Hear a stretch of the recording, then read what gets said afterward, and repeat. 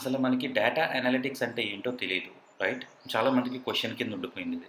So, ఇప్పుడు ఇవి చిన్న షార్ట్‌లో నేను 1 మినిట్ డేటా అనలిటిక్స్ ఏంటో కవర్ చేయడానికి ట్రై చేస్తా.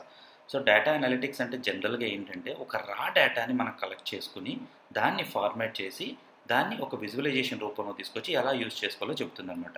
ఒక ఎగ్జాంపుల్ తీసుకుంటే, మనకిప్పుడు ఇంజినీరింగ్ కాలేజెస్ ఉన్నాయి. ఓకే. ఇప్పుడు 2023లో ఒక గ్రూప్ ఆఫ్ బ్యాచ్ బయటకొచ్చుంటుంది. మరి అలాగే మీరు కంపేర్ చేసుకుంటే 2022లో ఎంతమందొచ్చుంటారు? 2021లో ఎంతమందొచ్చుంటారు? 2020లో ఎంతమందొచ్చుంటారు?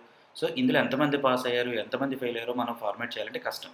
వీటిలికి డేటా అనలిటిక్స్ ద్వారా ఈ డేటా అంతాను కూడా వేరు వేరు సోర్సెస్ నుంచి కలెక్ట్ చేసుకొని, దాన్ని ఫార్మాట్ చేసి ఒక స్టాటిస్టికల్ మెథడ్స్ గాని, అల్గోరిథమ్స్ గాని అప్లై చేసి క్లియర్ విజువలైజేషన్ రూపంలో చార్ట్స్ గాని, గ్రాఫ్స్ గాని తీసుకొచ్చి వాటిల్ని ఎలా యూజ్ చేసుకోవాలి, డెసిషన్ మేకింగ్ ఎలా తీసుకోవాలి అన్నది క్రియేట్ చేస్తుందనమాట. That is what data